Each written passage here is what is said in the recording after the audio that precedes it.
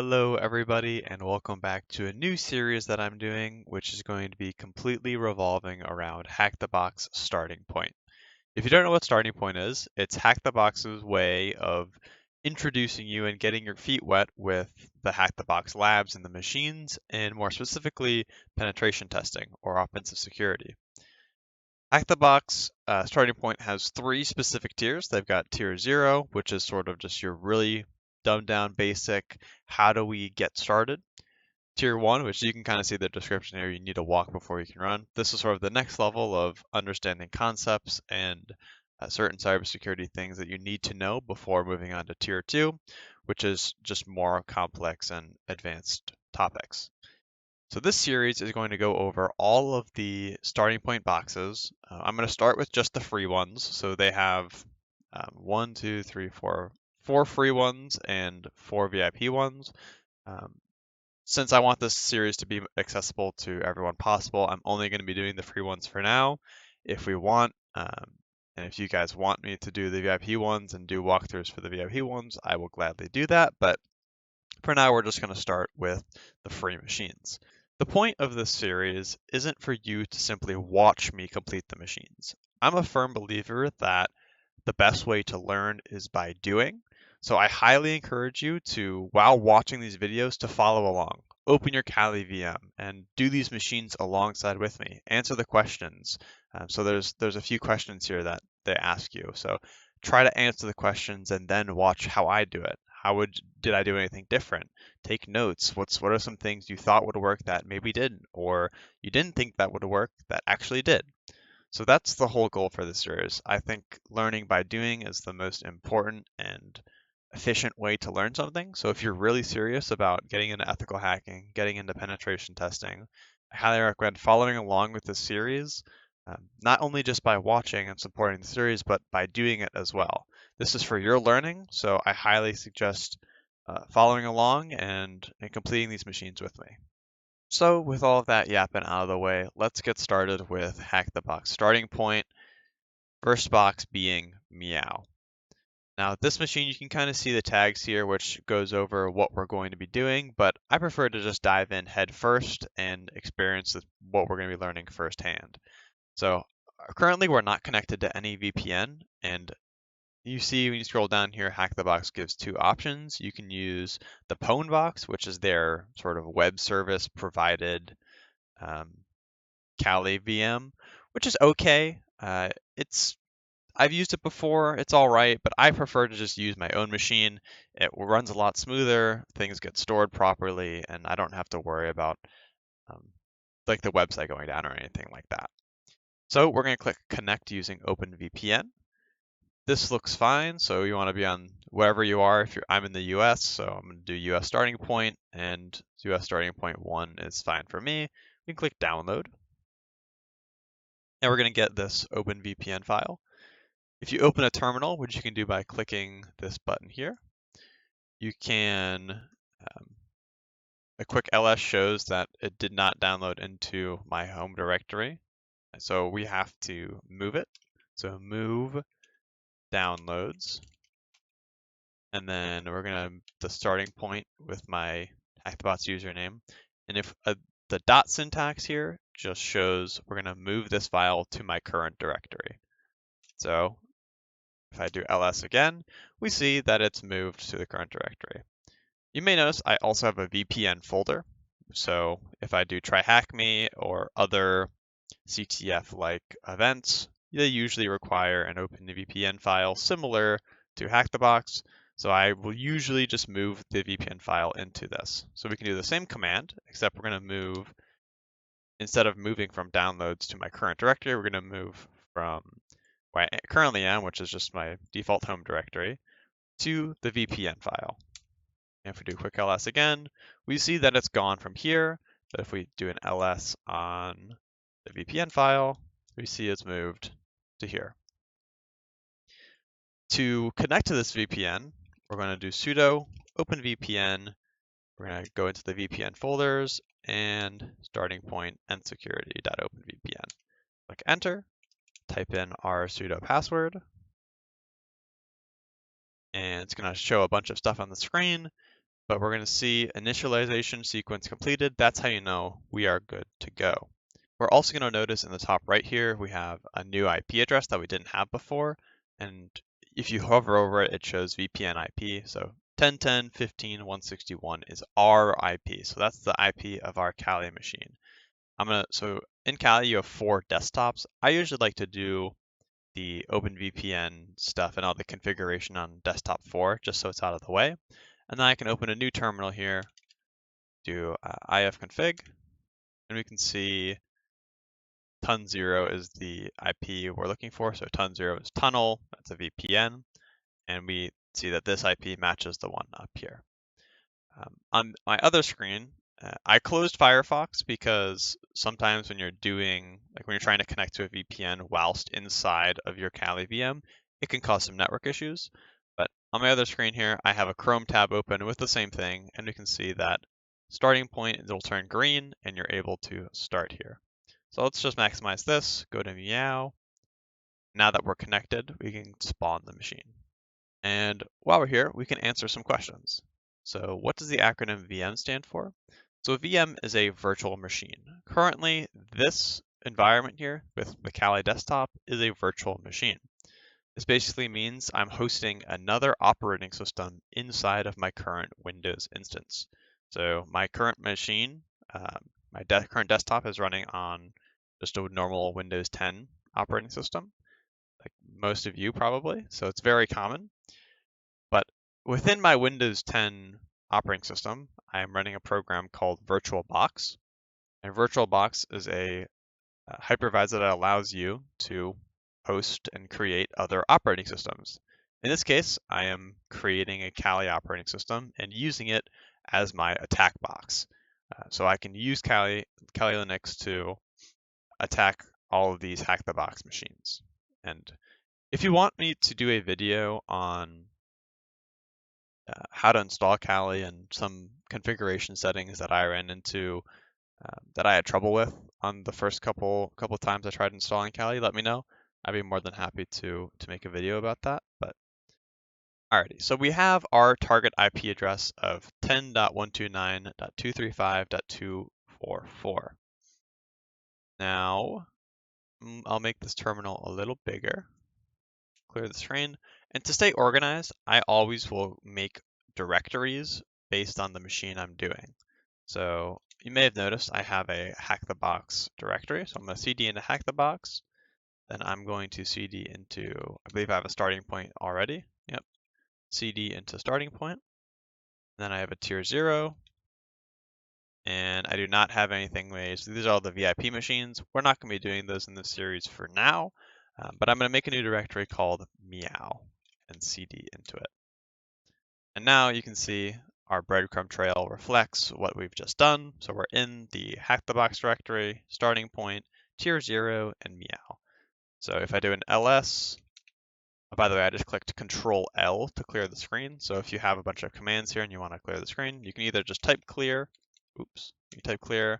or I prefer Control L. Anyways, if I do an ls, you see that there's nothing here because there's no files or directory. It's just completely blank slate. It's like creating a new folder in Windows. Moving on here, so we have our IP of 10.129.235.244. The first thing that you always want to do with any machine that you're attacking is run what's called an nmap scan. Now, nmap is a tool which stands for Network Mapper. And you can see if you run a -h, which I just did here, -h stands for help. And this is one of the biggest things you're going to be doing constantly as a penetration tester, as an ethical hacker. You're not going to know all the flags all the time for the tools that you're using. Using the help command is essential to learning about your tool. So you can see, and it's a lot of information, so it can be a little overwhelming, but if you know what you're looking for, it can be quite easy to just identify, like, hey, I need to run a ping scan. Okay, that's -sn. Or I need to do a UDP scan. That's -su. So knowing what you're looking for when running -help is essential, because there's a lot of stuff here. But it'll go over all the different flags and essentially the options you have when running this tool. For us, the default command that I always go for, and you see it kind of autofills here, is this. So nmap is the tool. -sc stands for default scripts. So what it'll do is it'll run certain scripts against this IP, checking for certain vulnerabilities and any misconfigurations within the services. -sv stands for versions. So it's going to enumerate versions. So for example, if we scan an Apache web page, it can try to identify, hey, it's running Apache 2.4.5 or something like that. And this will just help our enumeration process, gathering as much information as possible about the target. So when we go to attack it, we eliminate a lot of the guesswork because nmap has done it for us and found all the information for us. -on stands for output to an nmap file, and that file I'm choosing to name nmap.txt. So this is essentially just going to save our output so we can go back and look at it at a later point. So after the nmap scan, you'll see it scanning, and then here's the scan report. So we see that the host is up, which is good, and we see that there's 999 closed TCP ports, which means there's only one that is open.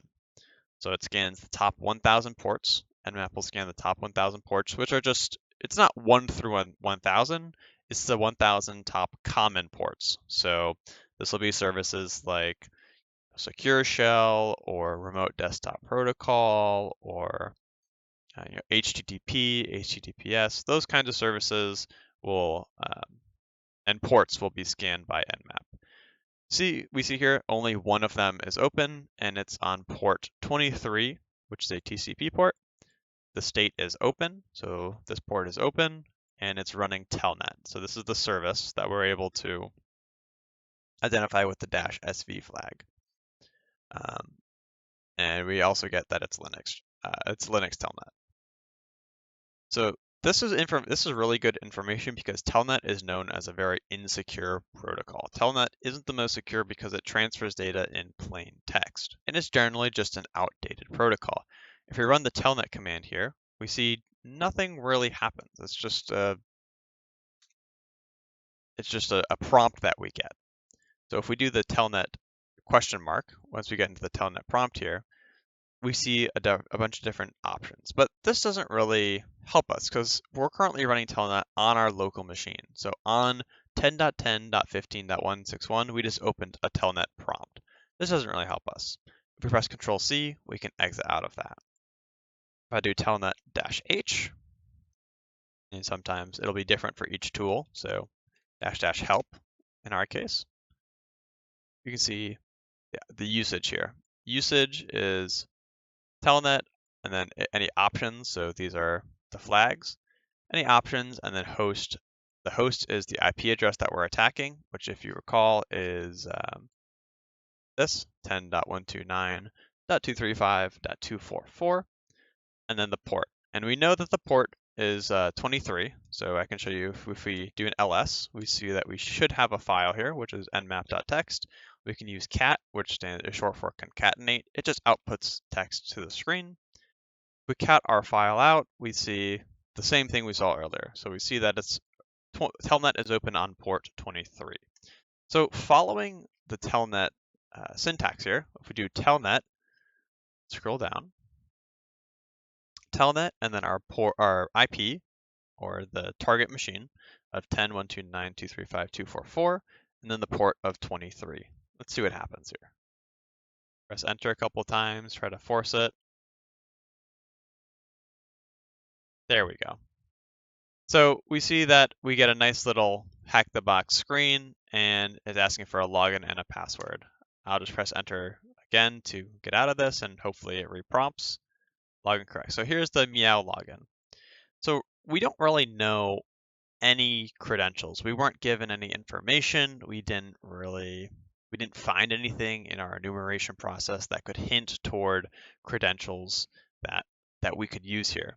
So when we're at a loss for gaining credentials in our enumeration process, if we don't find anything, the best default route you can do is default credentials. So think admin admin or root password or admin password. Any of these are just default credentials that if misconfigured, if a service is misconfigured, it's possible that the default password is still enabled and it hasn't been changed.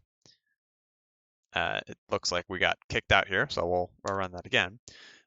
But utilizing default passwords is a surprisingly common technique that works a lot of the time.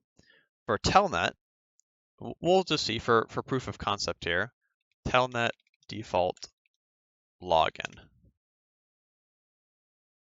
The default telnet login credentials vary depending on the service, but the common usernames are admin or root. So let's try both of those. Let's try admin and no password. Login correct. Let's try root. And there we go. So trying default credentials, first with admin, we didn't get the login correctly, and then we try with root. And root being a default credential and very common for Linux and Unix-based boxes, we're able to log in. And now this is a very similar scenario. So we have a shell, a terminal on our box. So if we do ifconfig, we see that instead of what we saw before with 10.10.15.161, our IP is actually 10.129.235.244, which is the IP of the machine we are attacking. So we have a shell on the remote machine. Now we can do the same enumeration process that we kind of did just with normal Linux commands. So if we do ls, we see we have flag.txt, and then we can run the cat command to print that flag out to the screen. And this is our root flag to the Meow box. Pulling Firefox back up, we see that I did manage to figure out the network issue, and we are connected in the same starting point here. So it's green. When it's green, it means good. But let's walk through some of these questions that we answered throughout the video, ensuring that we understand what we're looking at. So task 1 here, what does the acronym VM stand for? We already answered this earlier in the video. This stands for virtual machine. Next is, what tool do we use to interact with the operating system in order to issue commands via the command line, such as the one to start the VPN connection, and it's also known as a console or a shell. I mentioned this a little earlier, but it's known as a terminal. So this is a terminal. When we opened our VPN, this is a terminal. So just this box here is what's known as a terminal. It's just able to access the command line and enter commands. Task 3, what service do we use to form our VPN connection into HackTheBox? And that is OpenVPN. So when we ran that sudo OpenVPN file, that is the service that we used. So we used OpenVPN. What tool do we use to test our connection to the target with an ICMP echo request? We didn't do this directly in the video, but this is a very good troubleshooting step. So if you think that something with your connection may be off, you can always ping the machine.